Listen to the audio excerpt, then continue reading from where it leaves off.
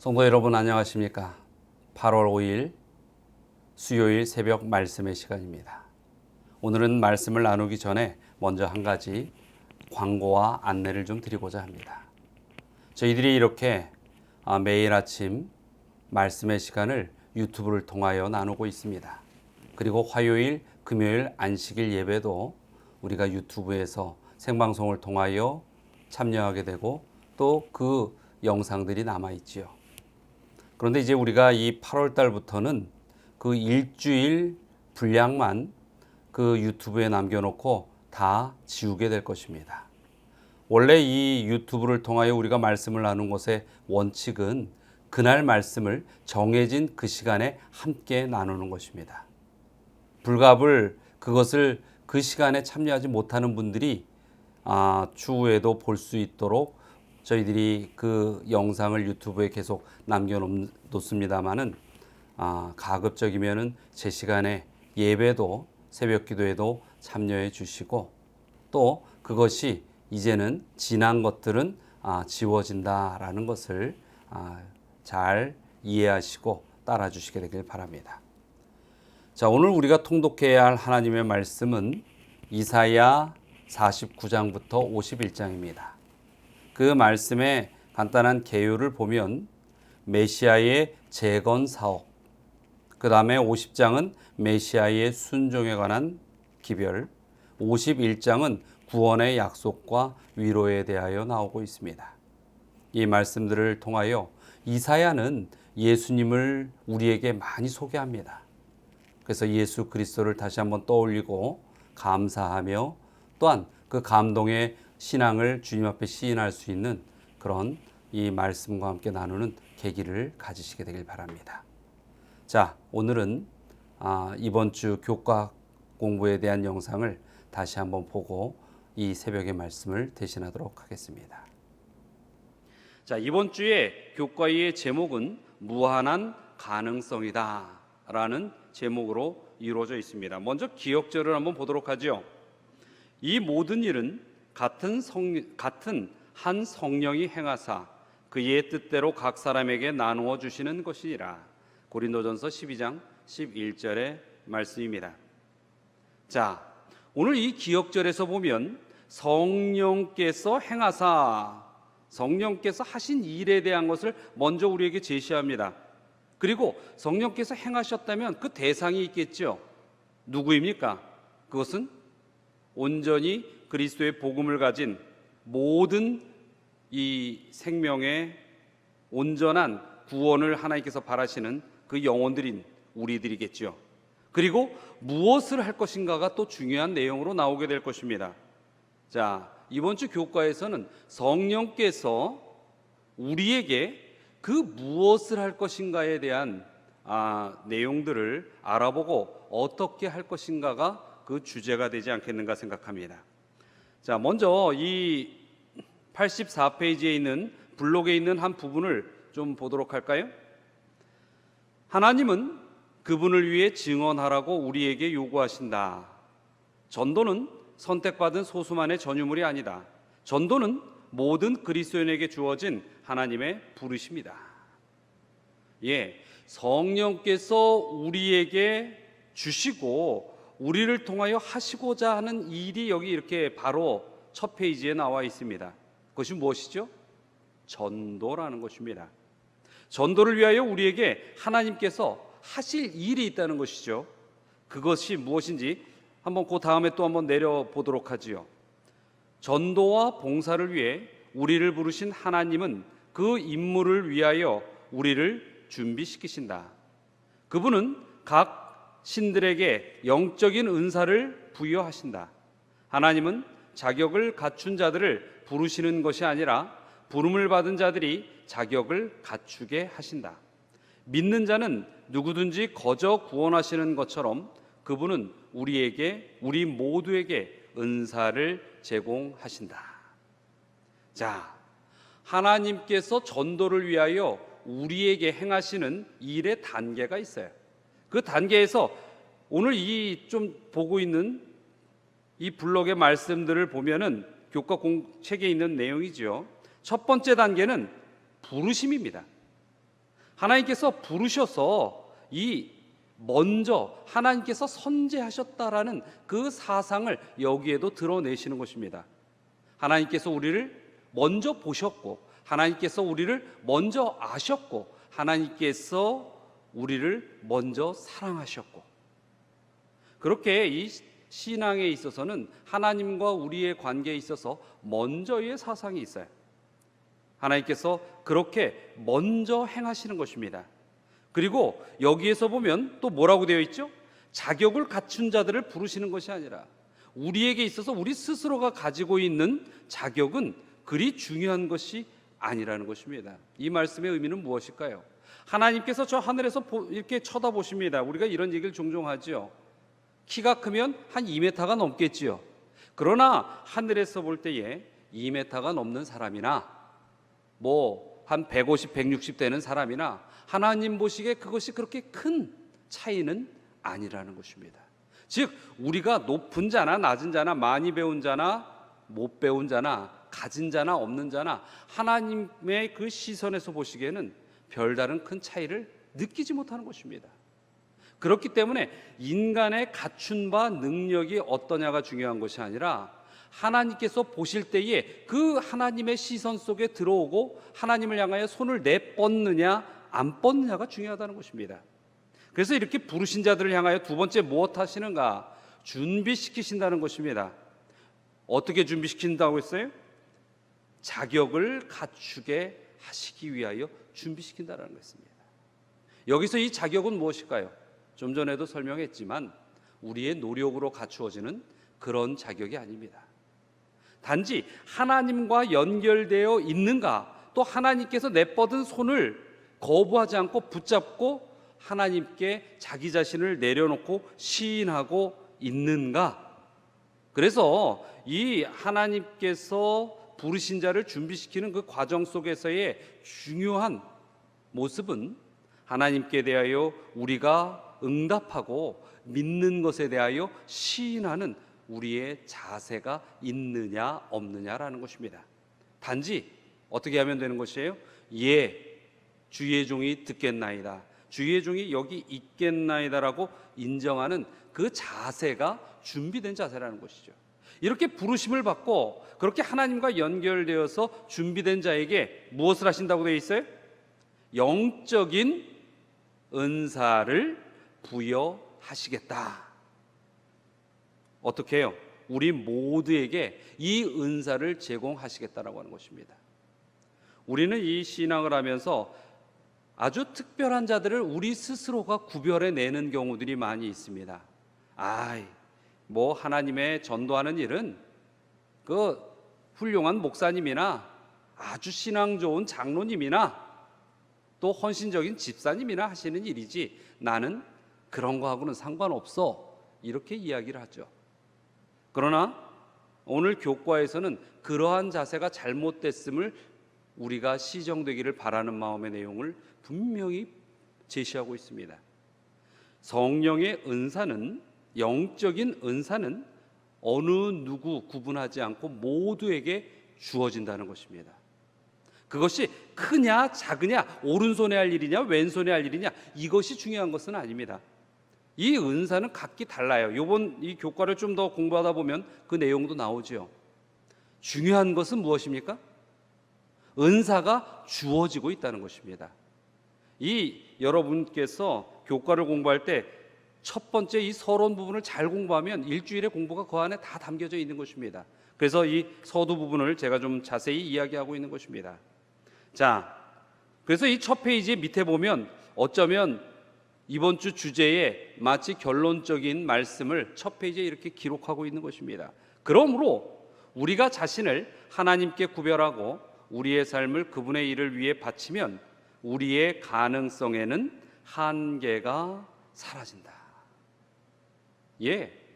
우리가 구별하였을 때, 그리고 우리의 인생이 하나님께 매여 있고 바쳐졌을 때에 하나님의 은사는 우리에게 무한하게 주어지고 우리를 움직이게 하고 그 결실을 분명히 이 땅에서 보여지게 하시겠다라는 것입니다. 자, 우리 이번 과의 그 학습 목표를 보면 또 이것을 다시 반복해서 요약해주고 있습니다. 특별히 이 학습 목표에서는 중요한 핵심 키워드가 있어요. 무엇입니까? 은사라는 것입니다. 자, 한번 보지요. 깨닫기에는 뭐가 되어 있어요? 은사를 주신 목적은 이렇게 기록되어 있고, 느끼기에는 은사를 활용하여라고 되어 있습니다. 그리고 행하기에는 은사를 적극 활용하고 발전시킴으로라고 되어 있습니다. 즉, 은사의 목적이 무엇인지를 이해해야 하고, 은사를 어떻게 활용할 것인지를 깨달아야 하고, 또 은사를 활용하는 것에 대하여 더 발전시키는 방법을 찾아내는 것이 이번 과의 핵심적인 내용인 것입니다. 그 설명을 보면 은사를 주신 목적은 무엇이에요? 교회로 연합하고 세상에 복음을 전하기 위함이다. 그리고 은사를 활용하는 것은 섬김과 성장의 기쁨을 누리게 하는 것이다. 그리고 은사를 발전시키는 방법은 하나님의 나라의 일을 증신시키는 일이다. 그래서 하나님의 일을 이 땅에서 온전히 등대와 같이 비추고 사방에 정말 나팔을 분과 같이 외치려 할 때에 그것은 우리가 은사를 발전시킬 때 가능하다는 것입니다. 그래서 그리스도인들은 어떻게 해야 됩니까? 자라나야 하는 것입니다. 그래서 이 교과를 공부하시면서 여러분들이 한 가지 숙제가 있어요. 그건 무엇이냐면 내가 지금 멈춰 있는가 자라나고 있는가에 대하여 분명히 스스로에게 묻고 답을 하셔야만 합니다. 그리고 내가 멈춰 있다라고 한다면 그것은 뭐예요? 하나님께서 원하지 않는 삶의 모습을 내가 지금 갖추고 머물러 있다라고 직시하셔야 하는 것입니다. 이 교과는요, 지적 양식을 쌓기 위하여 하는 것이 아닙니다. 이 교과라는 것은 뭐예요? 우리가 영적으로 깨닫고 하나님 안에서 영적으로 자라나기 위함이에요. 그래서 교과를 할 때는 무슨 내용이다라는 것을 물론 깨닫고 더 많이 배우는 그 기쁨도 있겠지만은 삶 속에서 내 삶에 적용하고 자라남의 그 시간들이 필요하다는 것을 기억하시기 바랍니다. 한번 은사라는 것에 대하여 생각해 보지요.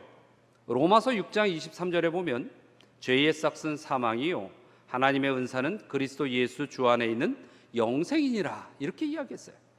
지금 뭐예요? 여기에 보면 죄의 싹은 사망이다. 아주 두렵고 무서운 선포죠. 그런데 이 사망에 대한 선포와 함께 선포한 게 뭐예요? 은사에 대한 것이에요. 왜냐하면 하나님께서 하나님의 백성에게 주시는 은사는 뭐와 연결되어 있다는 거예요? 생명과 연결되어 있다는 것입니다. 은사가 중요합니까? 중요하죠. 이럼에도 에이 은사야 뭐 그죠? 한번 배우고 지나가면 그만이지. 이런 문제가 아닙니다. 내 삶에 하나님의 은사가 어떻게 지금 주어졌고 역사하고 있고 내가 활용하고 있는지에 대해서 이 풀어야 될 문제라는 것이에요. 거기에 뭐가 달려 있어요? 생명에 관한 문제가 연결되어 있다는 사실을 잊지 마시게 되길 바랍니다. 그래서 이 교회에 보내는 권면 188페이지에 보면 인류에 대한 하나님의 은사는 거저 주시는 은사요 그의 사랑은 무한하신 것처럼, 은사는 거저 주시고 무한하다는 거예요. 끝이 없다는 거죠. 우리가 받으려고 손을 뻗칠수록 무한하게 부어주시겠다는 것입니다. 그런데 그 뒤에 있는 말이 중요하죠. 우리의 신뢰와 순종과 전심과 우리의 애정의 풍성함에 대한 하나님의 요구도 이에 상응해서 무한하시다. 그래서 우리가요, 신앙을 살아갈 때에 하나님 안에 헌신하는 생애는 리미트, 무한하게 헌신하면서도 기쁨으로 충만한 삶을 살 수 있게 하시겠다는 것이 하나님의 원하시는 바고 약속이라는 것입니다. 자, 우리 첫째 날 일요일 과정을 한번 볼까요? 그 일요일 과정에 보면은 이렇게 거기에 이 교과책이 기록되어 있지요. 제자들이 서로 얼마나 달랐는지 생각해 본 적이 있는가? 그들의 배경, 개성, 기질과 재능은 매우 다양했다. 그러나 그것은 문제라기보다 장점이었다. 그리고 이제 뭐 마태, 베드로 쭉 이렇게 요한 이야기를 하죠. 중요한 것은 우리가 아는 것입니다. 제자뿐만 아니라 하나님을 믿는 모든 이 땅에 있는 어쩌면 한 지붕 안에 사는 가족들도 왜 그렇게 다릅니까? 그런데 잘 되는 집은요, 가족들이 서로 다름으로 인하여 더 시너지를 일으켜서 각자의 장점을 살려서 더 큰 일들을 만들어가는 가정들은 잘 되는 집안입니다. 근데 잘못되는 집안은 어떻게 해요? 왜 나는 인정해주지 않습니까? 왜 당신은 나와 다른 것에 대한 것만 주장합니까? 라고 하면서 서로 간에 불화할 때 그 집안은 상당히 어려움을 겪게 되지요. 이 땅에 있는 모든 조직들이 그렇습니다. 그래서 성경은요, 다름에 대한 것은 기본 형태다라고 선언을 해요. 근데 중요한 것은 그 다름에 대하여 어떻게 보고 있느냐라는 시각을 성경이 제시하여 주는 것입니다. 다름은 단점이다, 장점이다? 장점이다라는 것입니다. 다름이 서로의 부족함을 채울 수 있는 장점으로 승화되는 것이 하나님의 뜻이다라고 이야기하시고 계시는 것입니다. 그리고 여기에서 이제 이 일요일 교과에서는 고린도전서 12장에 대한 말씀을 이제 설명을 하고 있습니다. 거기에 보면 교회는 각기 지체로서 이 몸의 지체와 같은 성도들이 함께 각자의 기능을 이루면서 모여 있는 것이 교회다라고 설명을 하지요. 그래서 이 오른손이 할 일은 오른손이 하고 왼손이 할 일은 왼손이 하고 두 다리가 할 일은 두 다리가 하는 각자의 기능을 하되 따로 움직이는 것이 아니라 함께 움직여 가야 한다는 것입니다. 그런데 재미있는 것이 있습니다. 고린도전서 12장에 이런 내용이 있다라는 것은 아마 아시는 분은 아시겠지만 그렇다고 모두가 기억하고 있는 그런 장은 아닐 것입니다. 그런데 우리 성도님들이 잊지 않는 장이 있죠. 고린도 12장 다음에 있는 무슨 장입니까? 고린도전서 13장. 무슨 장입니까? 사랑의 장. 여러분, 이 각기 다른 것이 하나가 되는 데 있어서 가장 중요한 매개체, 풀과 같은 역할을 하는 그것이 무엇이에요? 사랑이라는 것입니다. 각기 다름의 기능이 하나님으로부터 주어졌을 때에 그것이 하나 되기 위하여는 그 근본 중심에 사랑이 존재해야 한다는 것입니다. 그래서요, 사랑이 없는 이들은 다른 이들에 대하여 헐뜯기 좋아하고 사랑이 있는 자들은 다른 이들의 아픔을 감싸 안는 일에 최선을 다하는 것입니다. 우리 성도님들께서도 사랑이 있을 때 함께 하나님의 은사가 빛을 발할 수 있다는 사실을 기억하시는 것은 매우 중요할 것입니다. 사랑이 만약에 망가지면 어떻게 될까요? 이기심의 벽이 생깁니다. 그래서 서로의 장점들이 그 담을 넘을 수가 없는 것입니다. 은사의 연합도 이와 같은 것이에요. 하나의 목적을 함께 사랑으로 이루어가면서 바라볼 때 가능한 것입니다. 그것이 무엇이에요? 오직 예수를 바라보라는 것이죠. 자, 여기에 보면 아주 귀여운 두 마리의 강아지가 있습니다. 이 강아지의 종류가 뭔지 아세요? 이 강아지는 말라뮤트라는 종류의 개입니다. 이 말라뮤트라는 개는 뭐냐면 알래스카, 아주 추운 지방이죠. 거기에서 온 그 땅이 얼어붙어서 눈으로 가득 덮였을 때에 썰매를 끄는 개예요. 그래서 이 말라뮤트 개를 이 알래스카에 있는 사람들은 어려서부터 훈련을 시킵니다. 무엇하도록? 썰매를 이끌도록 말이죠. 근데 특히 이 개썰매를 조종할 때 제일 중요한 것은 제일 앞에 선두를 서는 개입니다. 이 선두를 서는 개가 다른 개들을 잘 이끌어야 합니다. 그러기 위해서는 다른 개들이 그 선두에 있는 개와 함께 호흡을 맞추도록 훈련받고 선두에 있는 개에게 존경심이 있어야 한다는 것이에요. 그런데 이 중에 한 마리의 개라도 아주 이 말썽꾸러기가 있어갖고 다른 길로 가면 이 썰매는 절대 한 발도 앞으로 나갈 수가 없다고 하는 것입니다. 보통 이 썰매는 4마리의 개에서 6마리, 8마리까지 이렇게 4마리 이상의 개가 끌게 되는데요, 5마리가 한 방향으로 가고 한 마리가 다른 방향으로 가면 다른 방향으로 가는 개는 그저 한 마리일 뿐인데도 이 썰매는 제대로 못 간다는 것입니다. 그래서 한 마리의 개가 잘못된 길로 뛰쳐나가는 힘이 5마리의 개가 온전한 길을 가기 위한 힘을 가로막는다는 것입니다. 교회도 그렇습니다. 하나님의 은사가 각기 다르지만은 그것이 하나로 뭉쳐져서 큰 힘을 발휘하는데 그 중에 에휴 나 하나쯤이야 라는 생각이 어느 때에는 하나님의 일을 그 자리에 멈추게 할 수 있다라는 사실을 우리는 한 번쯤은 생각해 보아야 할 것입니다. 자, 둘째 날 월요일 가정입니다. 월요일 가정에 보면 이런 말씀이 있죠. 하나님은 모든 은사의 기원이시다. 온갖 좋은 은사와 온전한 선물이 그분에게서 비롯된다. 따라서 우리는 하나님이 우리의 기질에 가장 알맞은 성령의 은사를 주시며 우리의 재능을 최대한 활용하셔서 그분의 나라를 섬기게 하시며 그분의 이름을 영화롭게 하시리라고 믿어도 된다. 자, 하나님께서 우리에게 이 은사에 관하여 가지시고 계시는 의지가 있어요. 그것은 첫 번째는 뭐냐면 가장 적절한 능력을 선물로 허락하여 부어주시겠다는 것입니다. 그리고 두 번째는 그 부어진 은사를 충분히 쓸 수 있게까지도 역할을 해 주시겠다라고 하시는 것입니다. 그래서 이 힘의 근원이 하나님이신데 그 힘을 주시면서 또 뭐까지 하셔요? 돕는 조력자까지도 하신다는 것이에요. 그래서 예수 그리스도께서 보혜사 성령을 보내주시겠다라고 하시는 것은 힘을 주시겠다는 것뿐만이 아니고 힘과 함께 그 힘을 사용할 수 있는 도움까지도 허락하시겠다라고 하는 것입니다. 그래서 우리가 하나님만 제대로 붙들고 있다면 우리에게서 은사는 활용될 수 있는 것입니다. 왜 그러냐면 이 힘은요, 내 힘으로 일하는 것이 아니기 때문에 그런 것입니다.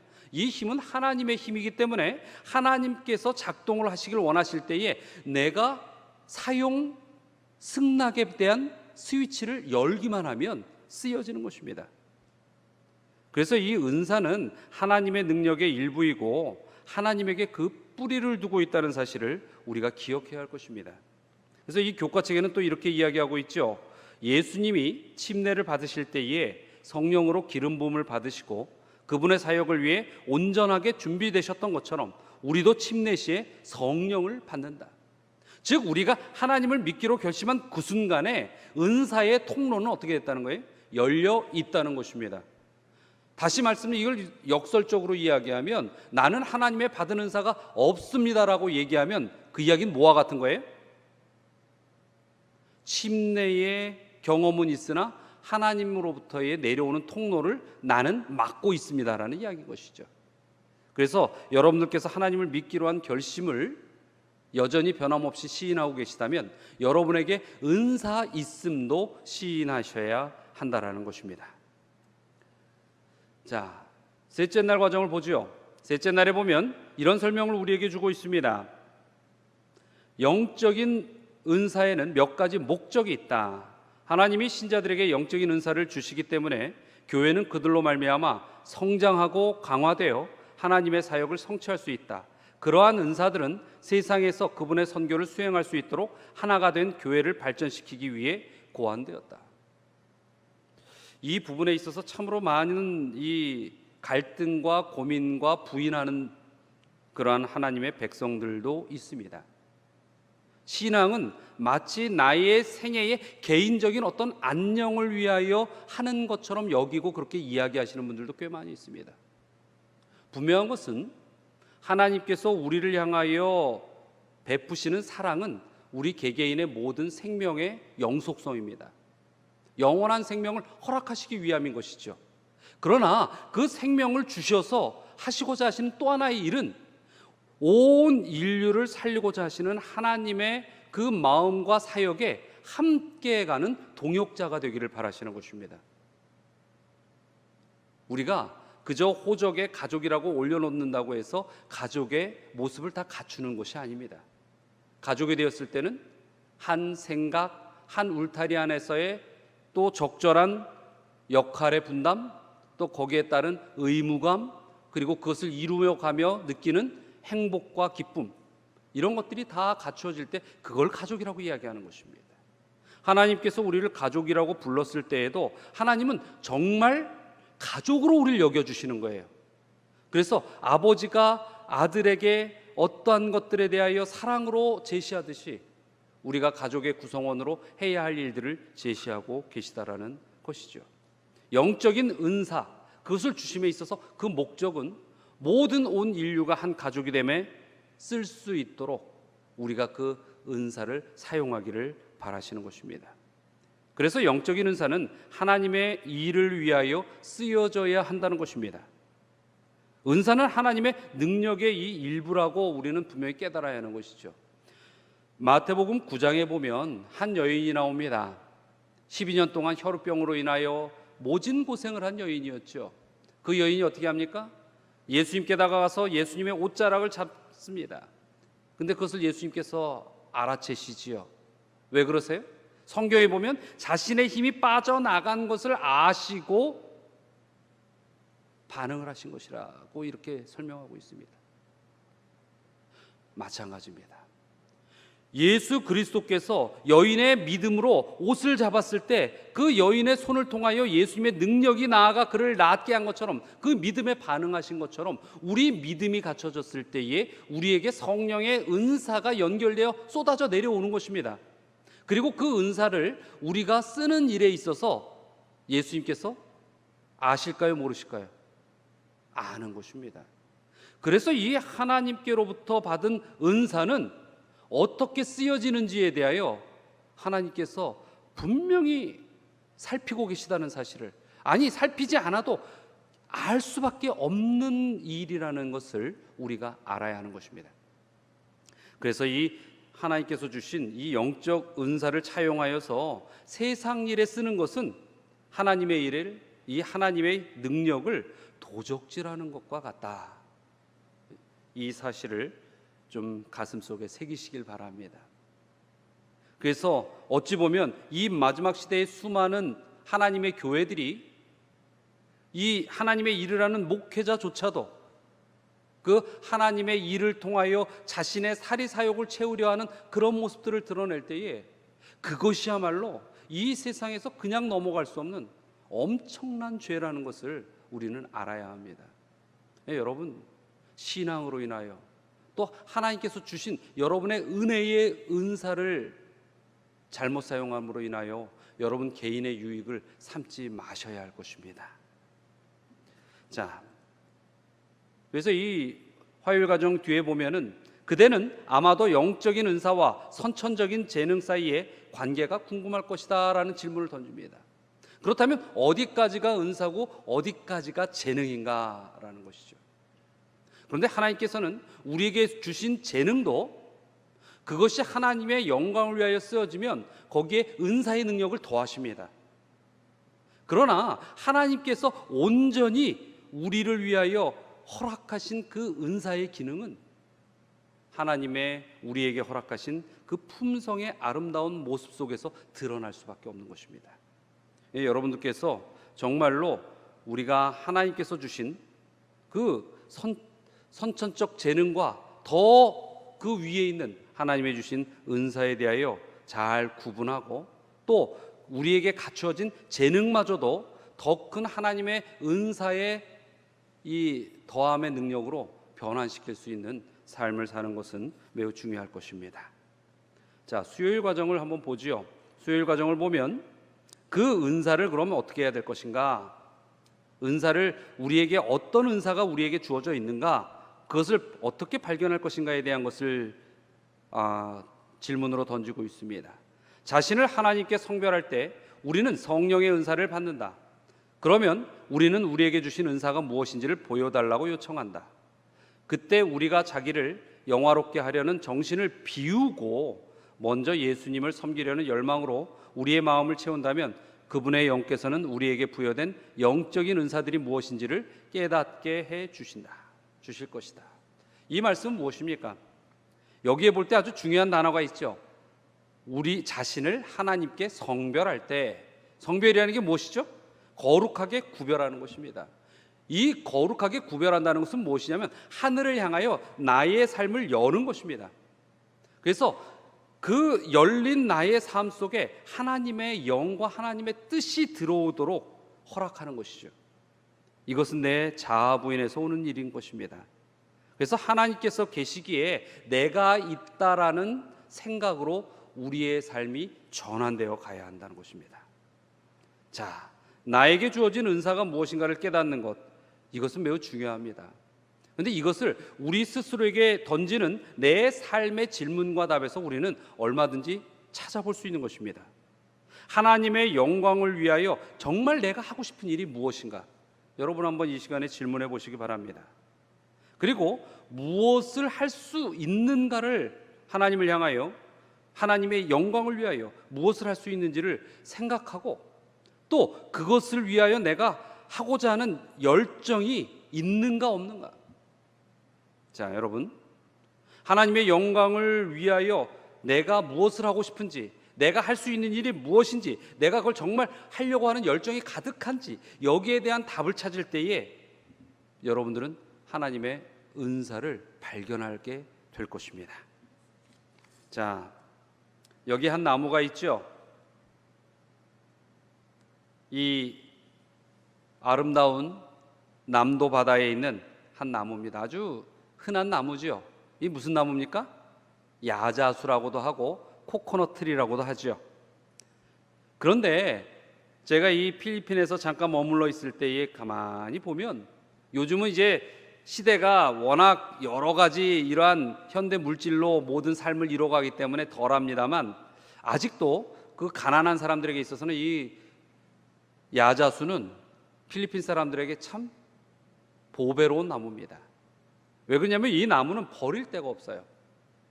자, 여기에 보면은 나무에 널따란 잎사귀가 있습니다. 이 잎사귀는 집에 지붕을 얹을 때에 쓰는 것이 이 잎사귀예요. 그리고 요리할 때도 음식을 감싸서 요리하는 데 쓰는 것이 이 잎사귀입니다. 그리고 나무는 온갖 가구나 또 집을 지을 때 기둥으로 쓰는 것이 이 야자수 나무의 쓰임입니다. 그리고 여기에는 야자수 코코넛 열매가 열리죠. 이 열매를 보면 기가 막힙니다. 그 열매 안에 있는 물은 정말 목마를 때 식용으로 쓰입니다. 그리고 그 물을 다 먹고 나면 그 내부에 있는 것이 있는데, 그것은 음식으로도 쓰이고 또 기름을 짜는 데도 쓰여요. 그래서 이 코코넛 오일을 참 많이 씁니다. 그리고 그 열매의 껍데기는 말려서 숯으로 씁니다. 불을 뗄 때 쓰죠. 그래서 이 필리핀 사람들에게는 코코넛 나무는 하나도 버릴 것이 없는 나무다, 이렇게 이야기를 합니다. 그런데 한번 이 필리핀에 태풍이 몰려왔어요. 아주 이 태풍이 자주 몰려오는데, 그럴 때에 이 코코넛 나무가 그만 쓰러져 가지고 집을 갖다가 완전히 부셔버린 모습을 제가 한번 보게 되었습니다. 여러분, 우리에게 있어서 은사라는 건 이런 것입니다. 하나님께서 우리에게 주신 은사는 어찌 보면은 각 기능대로 버릴 것 하나 없이 다 쓸 수 있는 것들이에요. 그러나 그것이 쓰여지지 않고 그냥 존재로만 할 때는, 사단의 모진 시험의 태풍이 몰려올 때 자칫 그것은 이 세상에 하나님의 은혜와 덕을 끼치는 것이 아니라 오히려 해를 끼치는 도구가 될 수도 있다라는 것입니다. 그래서 은사는 어떻게 한다라는 것이 사용되어져야 한다라는 것입니다. 그리고 그 은사는 쓸수록 더 가치가 바래진다는 것입니다. 그래서 이 목요일 과정에 보면 은사를 발전시켜야 한다라고 이야기를 하죠. 한번 읽어보겠습니다. 주인의 관심은 누가 더 좋은 또는 열등한 달란트를 가지고 있는지가 아니었다. 각자가 얼마나 많은 달란트를 받았는지도 아니었다. 그의 관심은 그들이 각자 받은 것을 가지고 무엇을 했는지였다. 여기 이 목요일 과정에서는 달란트의 비유에 대하여 이 마태복음 25장에 있는 말씀을 우리에게 다시 한번 해석해 줍니다. 여러분, 이 달란트의 비유에 세 종이 나오지요. 한 달란트, 두 달란트, 다섯 달란트 받은 종들. 그들에게 있어서 중요한 문제가 무엇입니까? 남긴 이윤입니까? 이것은 정말 우리가 살아가고 있는 이 세상의 논리와 참 부합하는 것입니다. 많이 남긴 사람에게 칭찬하는 것. 그러나 하나님께서는 이 세상의 원리를 그리 즐겨 받으시지 않으십니다. 남긴 이윤, 그것이 아니었던 것이죠. 핵심은 뭐였어요? 그들이 자신들에게 받은 달란트를 어떻게 하고자 하는 그 마음이 어떠했느냐, 무엇을 했느냐라는 것이에요. 그래서 그들에 대한 평가가 어떻게 납니까? 착하고 선한 종아, 게으르고 악한 종아. 아니, 그 한 달란트 갖고 무엇을 했는지에 따라서 선하고 악한 것을 논할 수 있는 요인이 될까요? 하나님께서는 우리들에게도 그렇게 보시는 것입니다. 우리에게 달란트가 주어졌을 때 그것을 바라보고 임하는 우리의 마음이 세상에 향해 있는지 하나님께로 향해 있는지를 분명히 보고 계시다는 것입니다. 그래서 이 은사를 사용하여서 우리가 하나님께 영광을 돌릴 때 그것은 영적 근육을 키우는 일이라는 사실을 우리가 알 수가 있는 것입니다. 자, 하나님께서는 우리가 한 교회의 성도로서 믿음의 백성들로서 서로 손을 모으고 하나가 되기를 바라십니다. 우리는 한 교회의 이름으로 함께하고 있지요. 서울중앙교회. 여기서 우리는 분명히 알아야 할 것이 있습니다. 하나님은 우리가 한 울타리에 소속되어서 함께 무엇인가를 이루어가기를 간절히 바라신다는 것입니다. 요즘 현대인들은 이 교회관에 대하여 많이 흔들립니다. 그저 시간만 되면 아무데나 내가 가고 싶은 곳에 가서 예배를 드리면 내 신앙은 다 잘 되는 것이야 라고 생각하는 분들도 있습니다. 그런데 성경을 깊이 보시면 결코 그렇지 아니한 것을 알 것입니다. 하나님께서 은사를 주셨다는 것은 은혜의 능력입니다. 그리고 그 능력을 주신 자들에게는 그 은사가 잘 활용되어야 한다라는 의무도 허락하신 것입니다. 그런데 그 은사의 의무가 활용되는 것은 함께라는 사상 속에서 이루어지기를 하나님께서 우리에게 바라셨다는 것입니다. 그래서 이 한 교회의 이름에 우리가 구성원으로 영적 가족으로서 존재하는 것은 하나님께서 보시기에 매우 기쁘신 일이고 매우 중요한 일이라는 것입니다. 그래서 우리 이 시간에 이 예배 말씀에 참여하시는 분들도 그저 내가 여기까지 다녔으니까 서울중앙교회 교인이지, 그저 내가 지나가다 보니 여기가 가까워서 다니니까 그냥 이 교회 다니는 거지, 이런 생각을 하시면 안 됩니다. 이 교회는 하나님께서 여러분에게 주신 은사를 집결해서 하나님께 영광을 돌리고 우리의 생애가 큰 기쁨으로 변할 수 있는 하나님께서 마련하신 축복의 터전이라는 것입니다. 그래서 이 교회라는 것, 이것은 은사의 사역과 아주 밀접하게 연관되어 있다는 것을 여러분이 깨달으셔야 할 것입니다. 이제 오늘 이 교과의 모든 말씀을 마치면서 이 금요일 과정에 있는 한 말씀을 읽어드리고 마칠까 합니다. 교회 증언 2권 282페이지죠. 각자에게 주인을 위하여 할 일이 분담되었다. 각자에게 특별한 선물인 달란트가 맡겨졌다.